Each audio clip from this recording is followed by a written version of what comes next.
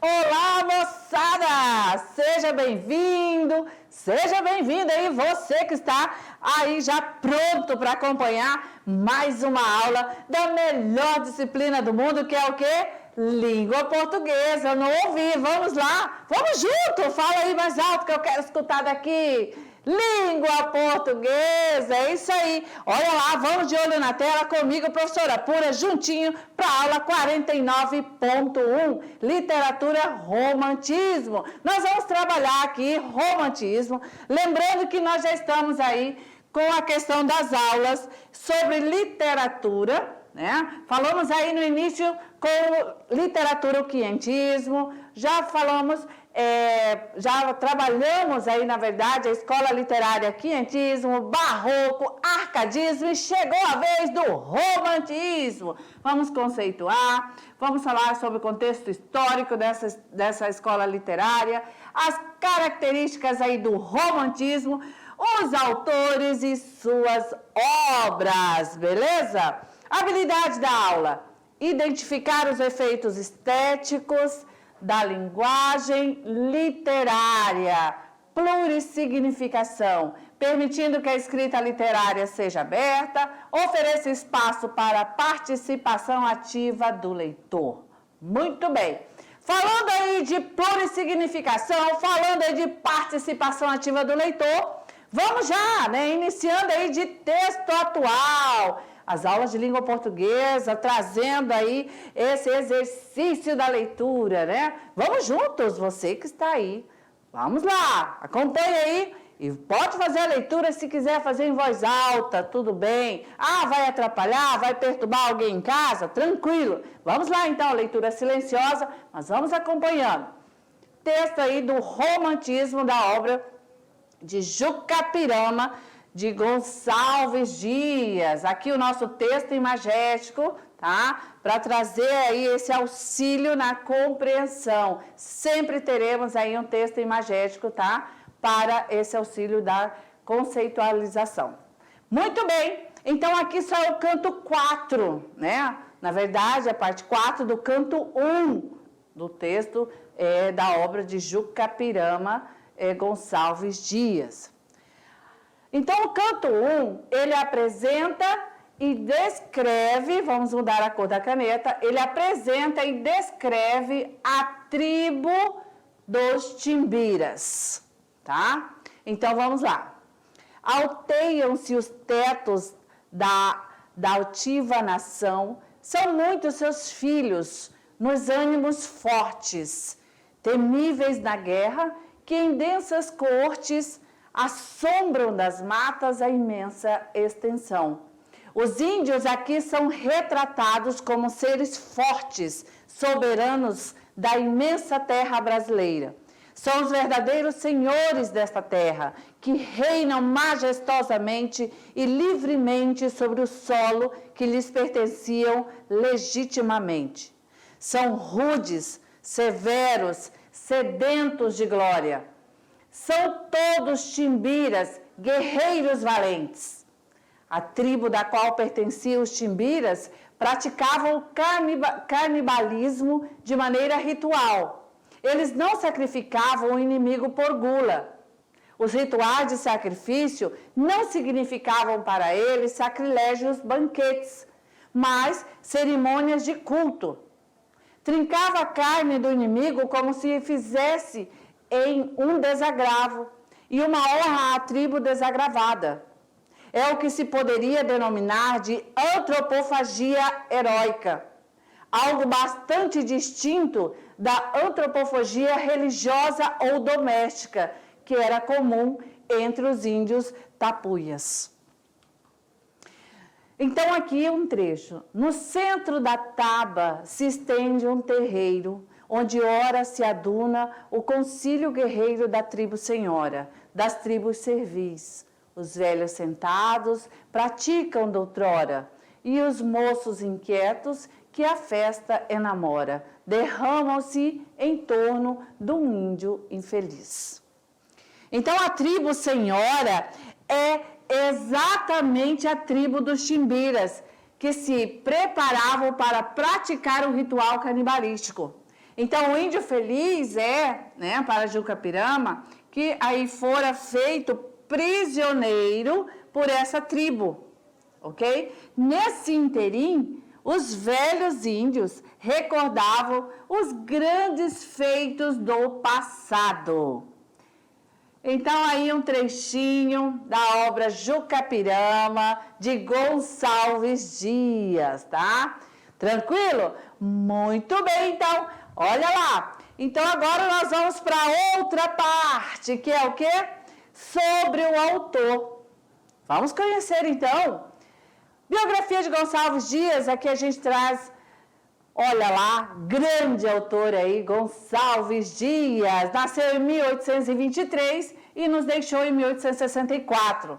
Então, quem foi Gonçalves Dias? Um poeta, professor, jornalista e teatrólogo brasileiro, moçada. Olha aí só, Gonçalves Dias. Então, Gonçalves Dias é lembrado como o grande poeta indianista da primeira geração romântica. Tome nota! Deu aí romantismo ao tema índio, a uma afeição nacional à sua literatura. Gonçalves Dias é lembrado como um dos melhores poetas líricos da literatura brasileira. Beleza? Muito bem, então. Olha lá. Na verdade, a gente diz assim, Gonçalves Dias. Mas atenção, hein? O nome completo é Antônio Gonçalves Dias. Beleza? Antônio Gonçalves Dias nasceu em Caxias, no Maranhão, no dia 10 de agosto de 1823, filho de um comerciante português e uma mestiça, né? Viveu em um meio social conturbado. Durante os anos da infância, ajudou seu pai no comércio, ao mesmo tempo que recebeu a educação de um professor particular. Em 1838, Gonçalves Dias viajou para Coimbra e ingressou no Colégio das Artes, onde concluiu o curso secundário. Em 1840, matriculou-se na Universidade de Direito de Coimbra, onde teve contato com escritores do romantismo português. Entre eles, olha aí, teve contato com Almeida Garré, Alexandre Herculano e Feliciano de Castilho. Que amizade é essa, hein? Pra lá de especial, Gonçalves Dias aí, olha só, sendo, na verdade, influenciado, né, por esses grandes aí, autores aí do romantismo português. Beleza? Muito bem. Então, olha lá, moçada. Encerramos aqui a parte com o autor, um pouquinho da biografia de Gonçalves Dias.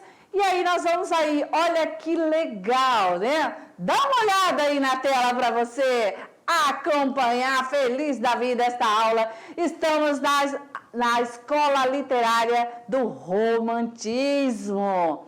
Mas aí você ainda tem essa indagação. Mas afinal, o que é a literatura? Epa! Para tudo! Vamos lá! Literatura.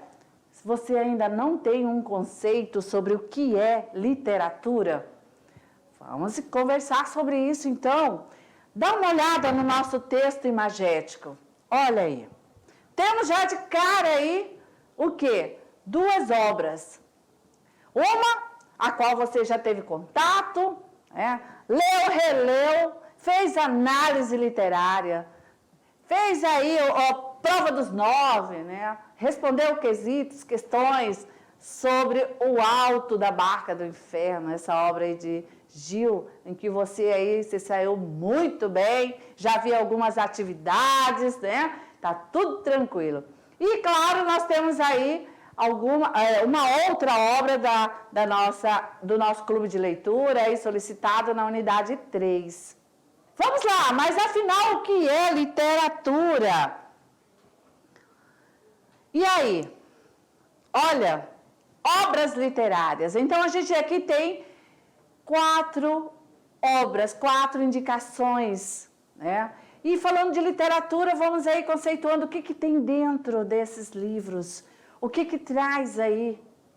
Qual é a temática? Cada um traz um tema, cada um traz aí um gênero diferente. Ora, um romance, texto para dramaturgia, né? Outro diálogo, um romance. Então, literatura, a arte das palavras, a arte com as palavras, a arte de compor diferentes gêneros, fazendo assim o uso dessa plurissignificação em que você pode aí usar aí da subjetividade, mexer com a nossa emoção. E nesse embalo vamos embora, olha só. Mas afinal, o que é a literatura? A arte das palavras, ok? A literatura não permite caminhar, mas permite respirar. Ok? Rolando Berthes. Então, chegamos aqui agora para o nosso momento, que na verdade nós vamos estudar sobre essa escola magnífica que é o romantismo. Então, o que foi o romantismo? O romantismo foi um movimento artístico, intelectual e filosófico. O romantismo surgiu na Europa, tá? Especificamente na França, depois a Alemanha e a Inglaterra. Então, o romantismo surgiu após a Revolução Francesa, lá no final do século XVII. Então, na maioria dos outros locais, o romantismo atingiu aí a ápice, lá na metade do século XIX. Né? Então, foi aí quando o romantismo realmente não perdia para ninguém, estava em evidência total. Então, o romantismo, vamos aqui entender o que essa escola buscava, né? Através aí dos seus poetas, autores. O romantismo buscava transmitir para o povo ideais sobre o amor. Buscava transmitir para o povo sentimento. Buscava transmitir Deus e espiritualidade, o patriotismo e a valorização do indivíduo. Tá? Então, aí está o objetivo do que essa escola literária buscava transmitir aí, através desse movimento artístico, intelectual e filosófico. Beleza? Vamos lá! Como ficou conhecido o romantismo? E aí? Vamos responder para você. Então, nesse período aí romântico, né? O romantismo ficou conhecido pela sua rejeição à racionalidade, a rejeição da objetividade e do belo. Por quê? Porque a racionalidade, a objetividade e o belo, aí são características do classicismo, né? Classicismo é um movimento que veio antes aí do romantismo. Então, ele ficou conhecido como ele veio aí do contraditório, beleza? Então, os românticos, né, os poetas românticos, os autores aí dessa escola, eles defendiam a subjetividade, beleza? Onde a visão do mundo era focada na idealização de tudo, nas emoções, nos sentimentos do indivíduo. Porém, olha só, mas é nunca que autores românticos aí eles defendiam a realidade. Eu vou colocar em amarelo, tá? Então, no romantismo, nós não vamos ter aí essa visão, essa idealização pela realidade, tá? Vamos colocar aqui não, que aí você já vai entender. Ok? Beleza, nesse sentido, nós vamos aqui caminhando, e já que através, né, desta arte aí com a pintura, já estamos vendo aí com o tema a sombrinha, tá? Vejam aí que aí já temos aí um novo estilo, né? E aí é claro que se o romantismo ele vem em oposição, né? Nós vamos ver também aí características em oposição nas produções, seja na pintura, seja na literatura, na poesia, né? Então, o romantismo, oposto ao classicismo, oposto ao racionalismo, oposto ao iluminismo, tá? Vejam só, o romantismo, então, conhecido como oposição às escolas anteriores, tá?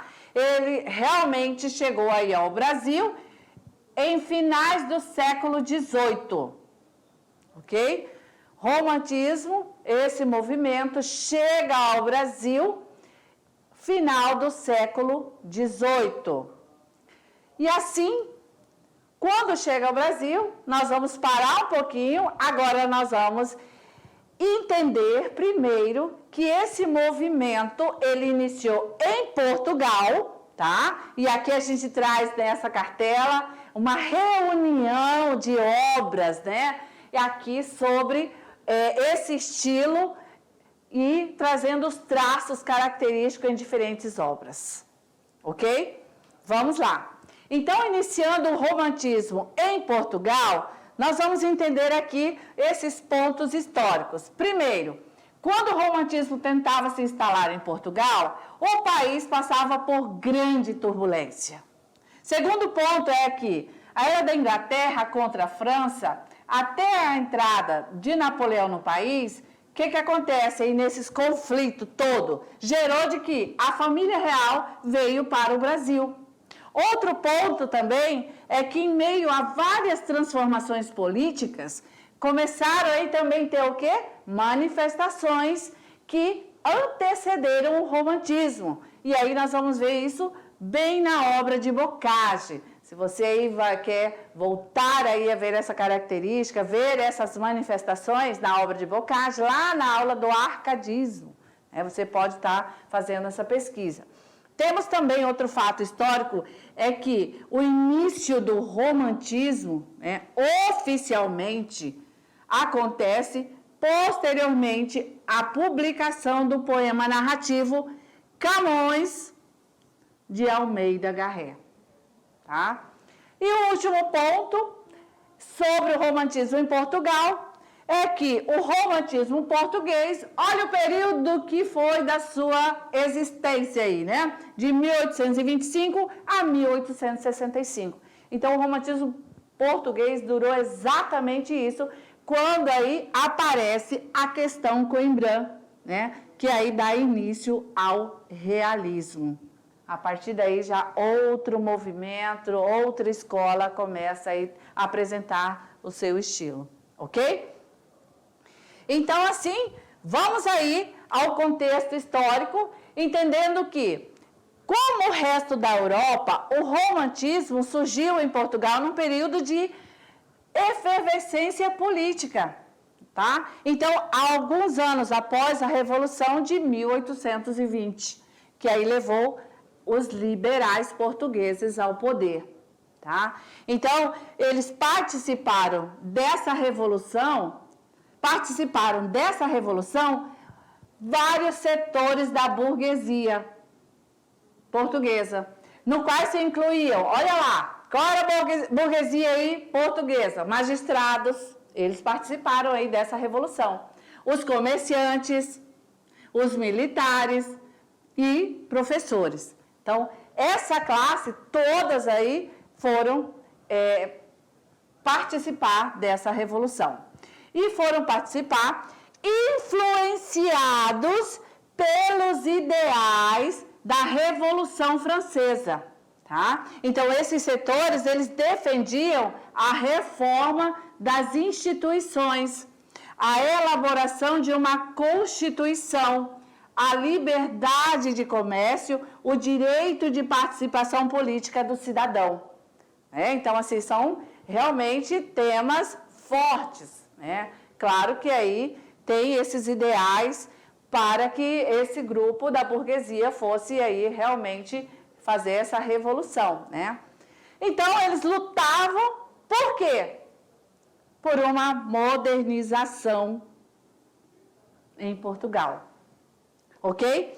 Bem, esse contexto histórico, você fique antenado em história com o professor Lorismar, professor Beto, tá? É muito importante você ter aí esse conhecimento, tá? Ampliado, auxiliado aí pelas aulas de história, para você poder entender quando estiver fazendo análise aí das obras, das poesias, tá? Do período aí dessa escola do romantismo, tá bom? E assim, o romantismo, né, avança e chega aí ao Brasil. Quando ele chega no Brasil, ele também tem aí, né, as características, porque a gente sabe que a literatura, ela inicia lá e aí vem para cá, tá? Então, nós temos já um gênero que marca aí essa escola literária, que é aí a poesia, e exatamente no Brasil, a poesia, ela se comporta em 3 situações, aí ela se divide em 3 situações, por isso que nós vamos ter o romantismo no Brasil como primeira geração, segunda e terceira gerações, tá bom? Vamos ver uma a uma com calma. Então, no Brasil, o romantismo, ele aí tem 2 publicações, tá? E essas 2 publicações, elas são consideradas o marco inicial do romantismo, ok? Ambas foram lançadas em Paris por Gonçalves de Magalhães. Olha aí quem iniciou aí o romantismo, Gonçalves de Magalhães, em 1836. Então, com essas 2 obras, Gonçalves de Magalhães dá início, né, ao romantismo no Brasil. Aí as 2 obras são a Revista de Niterói e o livro de poesia Suspiros Poéticos e Saudades. Ok? Beleza, então já estamos no romantismo, o romantismo já está no Brasil. E aqui nós vamos entender, né, já sobre as características. Como os autores começavam aí, na verdade, como é, né, esse estilo da produção dos autores aí dessa escola do romantismo. Então, a gente tem um texto imagético, olha só. É claro que aqui essa imagem não nos dá uma alegria, não é isso? Então, a gente olha aí para esta imagem, primeiro que já dá medo, né, de ver essa pessoa. Olha, à beira, né, quase querendo cair, meu Deus, aí. Né? Então, a gente vê que está aí sobre névoa, né? A gente não consegue ver nitidamente. E aqui a gente traz essa tela, né, que representa essa questão da tendência do individualismo, tá? E o individualismo é um valor aí bem cultivado pelo romantismo.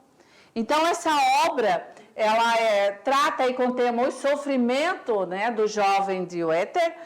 Tá? Goethe apresenta os grandes temas do movimento romântico na Europa. Então, assim, através, né, dessa tela, trazendo aí a tendência do individualismo, nós vamos ver aí também, olha lá, que nós vamos ter já nessa escola literária essa característica de liberdade de criação, sentimentalismo, né? A gente consegue ver aqui que, meu Deus, quem está assim desse jeito, à beira de se jogar de um precipício, né? Só pode estar triste, sei lá, melancólico, né? Olha aí, característica de sentimentalismo, supervalorização do amor, idealização da mulher. Vamos ver aqui, mal do século, e aqui esse mal do século eu vou destacar porque esse mal do século é especificamente em uma geração, tá? E nós vamos ver isso lá exatamente na segunda geração. Temos também característica de evasão no tempo e no espaço. Correto? Beleza. Vamos adiante. E aqui estamos com as 3 gerações. Vamos entender uma a uma. Primeiro, o romantismo no Brasil, né? Tem aí essas 3 gerações. Cada uma é marcada por uma característica forte e seus autores correspondentes, tá? Na primeira geração, nós vamos ter como característica, tome nota aí, aluno da NASA, primeira geração, o nacionalista, indianista e religiosa. 3 características fortes. Então, as obras produzidas na primeira geração, com os autores Visconde de Taunay, José de Alencar, Manuel Antônio de Almeida. Então, esses autores, eles produziram aí as suas obras e exatamente trazendo aí essas características. Você vai aí observar que vai falar sobre essa questão pautada no nacionalismo, no indianismo e na religião, ok? Vai trazer esses temas aí, tudo da primeira geração. A segunda geração, tá? Ela é marcada pelo mal do século. Lembra que eu falei exatamente lá na tela anterior do individualismo? Pois é. Então, o mal do século, isso exatamente está na segunda geração. Por quê? Porque os autores dessa geração, né, eles aí apresentavam totalmente aí um pessimismo geral, né? E aí nós vamos ter também como característica da segunda geração o egocentrismo irritado, o pessimismo e a atração pela morte. Então, os autores da segunda geração, eles focavam nesses temas, né? E tinham como morte aí algo que dava vazão para a criatividade, né? Sempre com o pessimismo arraigado, né? Esse egocentrismo. E aí esse mal do século que, na verdade, aí porque os poetas, eles eram boêmios, né? E aí é claro que também foram acometidos de doenças e perderam a vida muito cedo, ok? Terceira geração do romantismo no Brasil. Olha que legal. Essa terceira geração, ela é legal pra caramba. Por quê? Porque o poeta aí, em destaque, nada mais, nada menos que é Castro Alves. Castro Alves é um poeta que defende, na verdade, foi ele quem colocou em evidência, né, aspectos sociais que estavam até então esquecidos. Ninguém falava sobre essa temática. Então, o nosso maior representante da terceira geração do romantismo, Castro Alves. A terceira geração, ela traz uma poesia com caráter político e social, tá? E aí também ela é marcada aí por um grupo condoreiro, beleza? Muito bem, então assim, o romantismo no Brasil, primeira geração, nacionalista, indianista e religiosa. Segunda geração, mal do século, trazendo aí o egocentrismo, pessimismo e atração pela morte. Terceira geração, aí a poesia pautada, né, nesse aspecto político e social. Maior representante, Castro Alves, beleza? Vamos adiante. Temos aí agora a questão da primeira geração e suas características e seus autores, né? Nacionalista, indianista e religiosa. A segunda geração, vamos ver aí os primeiros românticos. Na primeira geração, perdão, tá passando por cima aqui, vamos apagar. Essa primeira geração, vou trazer a amarelinha, que tem como característica nacionalista, indianista e religiosa, com os poetas Gonçalves Dias e Gonçalves de Magalhães, esses dois representantes aí da primeira geração. Vamos ter aí os primeiros românticos sendo nativista e seus romances retratam aí o nativo, o indígena, né? Vivendo livremente na natureza, numa representação idealizada. Ou seja, o índio é transformado no símbolo do homem livre e incorruptível, beleza? Então, olha só, trazendo aqui detalhadamente a geração, essa primeira geração, com as suas características e como essa temática é desenvolvida pelos autores aí com essas características, beleza?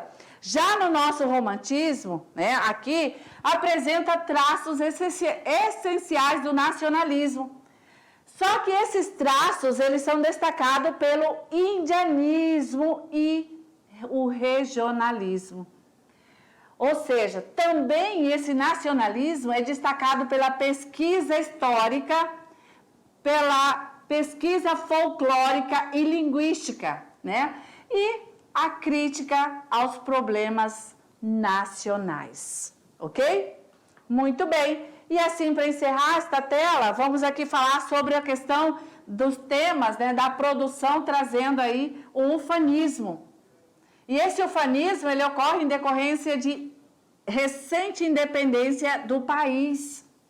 Então, acontece que esse ufanismo, ele vem e prevalece um verdadeiro sentimento de nacionalidade, no qual o culto pela cultura primitiva, aí, claro, em evidência aí a figura do nosso indígena, beleza? E olha que legal para você, aluno da NASA, primeira geração, não tem como você esquecer. Faz a sua leitura imagética, e você vai ter essa imagem fotográfica sempre que falar em romantismo primeira geração. Então, nós temos aqui, ó, é para ninguém reclamar. Nós temos a representação, tanto masculina como feminina, beleza? Então, olha lá, romantismo, qual é mesmo aí a característica? Indianismo, nacionalismo, religiosidade. Então, a gente vê aqui nessas imagens, pautado o nosso país, o nosso Brasil, a nossa representação, a nossa genética, né? Nós temos aqui, é claro, o romantismo trazendo a primeira geração com esse perfil, com essa característica, beleza? Muito bem. Vamos ao exemplo de uma produção literária pautada aí nessas características? Então, temos aqui a Canção do Tamoio de Gonçalves Dias. Olha lá. Não chores, meu filho. Não chores que a vida é luta renhida. Viver é lutar. A vida é combate, que os fracos abate, que os fortes, os bravos, só pode exaltar. Um dia vivemos. O homem que é forte não teme da morte, só teme fugir. No arco que entesa, tem certa uma presa, que seja tapuia, condor ou tapir. Então, vejam que nós temos como aqui o personagem central, né, o nosso nativo, o nosso indígena, e mostrando aqui essa firmeza, essa bravura, esse encorajamento. Não chores, meu filho, não chores que a vida é luta renhida. Então, aqui presente uma produção da primeira geração. A segunda geração, pela fé, pessimismo total. Né? A gente trouxe até um texto imagético aqui já para te ajudar, né, nesse conceito. E aí a segunda geração é marcada pela, olha lá, ultra-romantismo. Né? E aqui a gente traz um pouquinho só do pensamento de Lord Byron. A recordação da felicidade já não é felicidade. A recordação da dor ainda é dor. Olha só, que pessimismo, sentimentalismo, individualismo ali, né? Lord Byron. Então, nós temos com isso, né, entender que a segunda geração é a geração ultrarromântica. E aí encontra no Brasil seus discípulos, tá? Que diante do amor apresentam uma visão dualista, envolvendo atração e medo, desejo e culpa. Sempre aí, tá? A segunda geração vai ter essa dualidade, beleza? Segunda geração é o período marcado pelo mal do século, pelo egocentrismo irritado, pessimismo e atração pela morte. A segunda geração temos aí esses nomes fortes, olha lá, Álvares de Azevedo, Fagundes Varela, Casimiro de Abreu. Segunda geração, mal do século. Os poetas que se destacam, né? E aí a gente tem mais um que é Junqueira Freire, ok? E assim, né? Temos aqui, olha lá, esse texto imagético, né? Lembra da característica, segunda geração, né? Pessimismo, sentimentalismo, idealização pela mulher, né? O tema aí pela morte, né? Esse amor inalcançado. Então, o tema que fascinou os escritores da segunda geração foi a morte. E veja a idealização, né? Sempre a representação da mulher. Há em seus poemas a imagem de perfeição feminina. apresenta aí os traços de morte, condenando implicitamente qualquer forma de manifestação física de amor. Ok? Então, os representantes dessa geração eram extremamente pessimistas e por levar uma vida desregrada. Nesta tela você vai entender por que os autores da segunda geração, né, aí tem aí marcado essa questão do pessimismo, né, essa individualidade, por que essa segunda geração é marcada como o mal do século. Vamos entender. Então, representantes dessa geração, eles eram extremamente pessimistas. Por quê? Porque levavam uma vida desregrada, porque viviam em ambientes sombrios e úmidos, fazendo parte da boêmia, né? E aí, com isso, foram acometidos pelo chamado mal do século, morrendo precocemente em função de doenças adquiridas pelos maus hábitos, ok? Muito bem, entenderam agora por que das características aí dessa segunda geração. Então, vamos ver aí um trecho, tá? De Álvares de Azevedo. Lembranças de morrer. Quando em meu peito rebentar-se a fibra, que o espírito enlaça a dor vivente, não derramem por mim nenhuma lágrima, em pálpebra demente, e nem desfolhem na matéria impura a flor do vale que adormece ao vento. Não quero que uma nota de alegria se cale por meu triste passamento. Então, um trecho só dessa grande composição de Álvares de Azevedo. Então, a gente vê aqui, olha lá, totalmente um intenso pessimismo, né? Esse pessimismo voltado aí na cumplicidade com a natureza. E essa cumplicidade de sofrimento, né? Pessimismo, sofrimento, tudo isso vivido pelo autor. E aí, esse sentimento vivido pelo autor serve como pano de fundo para revelar a desesperança em relação à plenitude da vida, né? Não quero nenhuma nota de alegria, se cale por meu triste passamento, ok? E aqui nós temos mais um fragmento, né? Com o título Virgem Marta, também de Álvares de Azevedo. Vamos lá. Quero eu mesmo de rosa ao leito encher-lhe, e de amorosos prantos perfumá-la, e a essência dos cânticos divinos no túmulo da Virgem derramá-la. Que importa que ela durma descorada e velasse o polar a cor do pejo? Quero a delícia que o amor sonhava nos lábios dela pressentir num beijo, né? A idealização por essa mulher. Vamos entender agora a terceira geração do romantismo no Brasil. E aqui a gente não vê nada de alegria. Então, o nosso texto imagético, para você aí, gravar na mente e no coração, de que a terceira geração romântica no país, no Brasil, trata de tema social. É uma denúncia social daquele período em que pessoas, né, humanos, escravos, em um lugar inóspito. Assim, essa terceira geração, né, nós vamos ter aqui como representante já Castro Alves.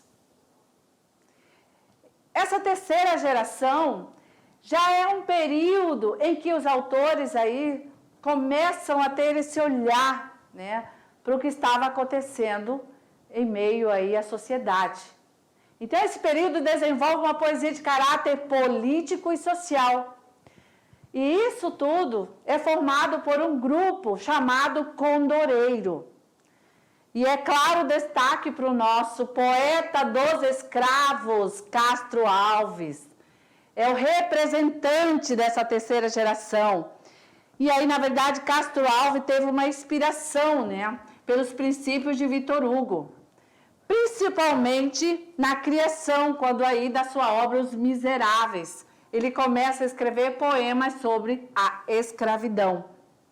Há retrato em seus poemas o lado feio e esquecido pelos primeiros românticos, que é a questão da escravidão dos negros, a opressão e a ignorância do povo brasileiro. Então, esta parte, Castro Alves toma para si, sendo que esse tema, né, sobre a questão aí de caráter político e social não foi desenvolvido pelos outros. E aqui a gente traz um exemplo, tá? Você depois pode tomar a leitura. Lembrando que esse grupo condoreiro pode ser aí bem mais exemplificado a partir desse fragmento, tá? Com o tema evidente de Castro Alves. E nós temos também um navio negreiro, uma poesia aí que Castro Alves, feliz, né, traz para que a gente possa aí analisar também e ver a indignação dele, né, tá? E aí fala sobre o tema da escravidão brasileira. E as principais características, temos uma a uma para você aí, beleza? Ok. Então, nós vamos ver a oposição ao modelo clássico, a estrutura do texto em prosa, narrativa ampla, o indivíduo passa a ser o centro das atenções, surgimento do público, uso do verso livre, vamos ter idealização da sociedade e da mulher, criação de um herói nacional, subjetivismo e egocentrismo e fuga da realidade, beleza? Muito bem, olha só, com essas características, a gente aqui espera que você consiga, claro, né, produzir aí o seu Trabalhando Gênero, tá? Porque, com certeza, você tem condições de fazer. Vamos ver aí o que você vai produzir? Vamos lá. Olha lá, escolhe uma das duas indicações, você vai fazer uma linha do tempo, tá? Sobre a questão do período literário, a cronologia dos períodos literários. Valeu? Muito bem, é isso aí. Então, essa é a sua atividade do Trabalhando Gênero. E assim a gente encerra esta aula sobre o romantismo. Valeu? Até a próxima!